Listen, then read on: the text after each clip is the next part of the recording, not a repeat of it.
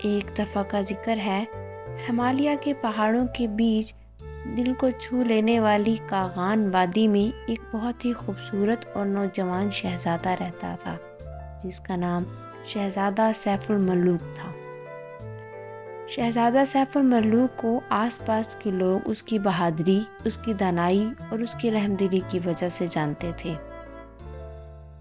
کاغان کی وادی میں ایک بہت ہی خوبصورت جھیل تھی، جس کے بارے میں وہاں پر بہت سے قصے اور کہانیاں مشہور تھے۔ وہاں کے لوگوں کا یہ کہنا تھا کہ اس جھیل کے پاس ایک بہت ہی خوبصورت پری رہتی ہے، جس کا نام بدیع الجمال ہے۔ تاہم آج تک وہاں پر کسی نے بھی اس پری کو نہیں دیکھا تھا، کیونکہ وہ جھیل اونچے اونچے پہاڑوں کے درمیان میں تھی اور وہاں تک پہنچنے کا کوئی مناسب رستہ نہیں تھا۔ ان قصے اور کہانیوں کو سن کر شہزادہ سیف الملوک میں پری بدیع الجمال سے ملنے کی ایک خواہش پیدا ہو گئی تھی۔ تو بدیع الجمال سے ملنے کی خواہش کو دل میں لیے شہزادہ سیف الملوک نے اپنے سفر کا آغاز کیا۔ شہزادہ جانتا تھا کہ یہ سفر بہت ہی پرخطر اور گھٹن ہونے والا ہے، کیونکہ اسے بہت سے گھنے پہاڑوں اور اونچی اونچی چٹانوں سے گزرنا ہوگا، جو اس کے لیے کسی بھی صورت آسان نہیں ہوگا۔ لیکن شہزادہ اس سفر کے لیے تیار ہو گیا اور اپنا تمام ضرورت کا ساز و سامان لیے وہ اس مشکل سفر پر نکل پڑا۔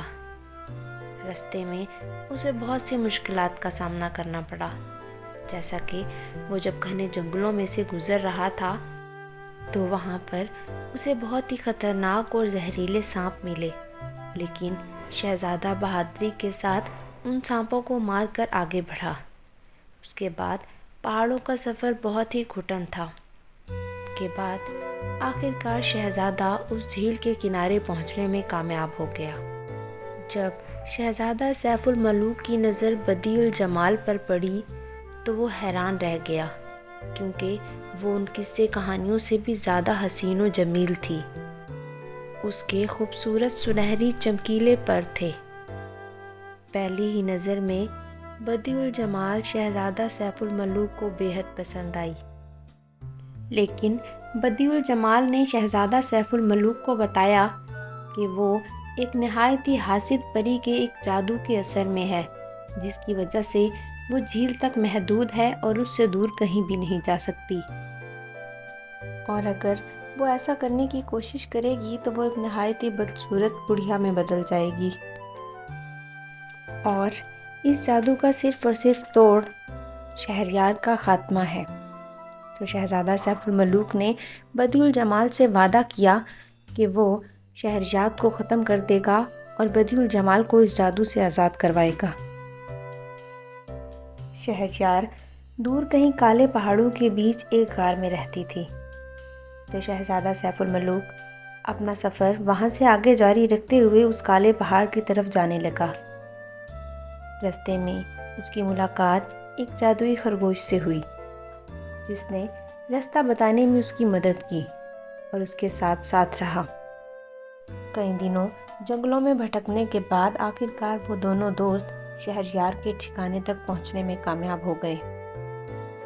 شہزادہ سیف الملوک نے جادوئی خرگوش کی باتوں کو مانتے ہوئے بہادری کے ساتھ اس کا مقابلہ کیا، اور اس طرح سے کئی دفعہ چکمہ دینے کے بعد آخرکار شہریار کو ہرانے میں کامیاب ہو گیا۔ جیسے ہی شہریار ختم ہوئی، دوسری طرف بدیع الجمال کا جادو ختم ہو گیا اور وہ خود کو جھیل کی حدود سے آزاد سمجھنے لگی۔ شہزادہ سیف الملوک وہاں سے واپس آیا اور جھیل پر بدیع الجمال کو آزاد حالت میں دیکھ کر بہت ہی زیادہ خوش ہوا۔ بدیع الجمال نے شہزادے کو شکریہ ادا کیا کہ اس کی وجہ سے اسے ایک آزاد اور نئی زندگی ملی ہے۔ اس کے بعد شہزادہ بدیع الجمال کو اپنے ساتھ اپنی ریاست میں لے آیا، جہاں پر ریاست کے لوگ اس کے حسن کو دیکھ کر دنگ رہ گئے، اور اس کے بعد شہزادہ سیف الملوک اور بدیع الجمال کی شادی کا جشن دھوم دھام سے پوری ریاست میں منایا گیا، اور وہ رحمدل شہزادہ بادشاہ بن کر اس ریاست پر رحم دلی اور انصاف کے ساتھ حکومت کرنے لگا۔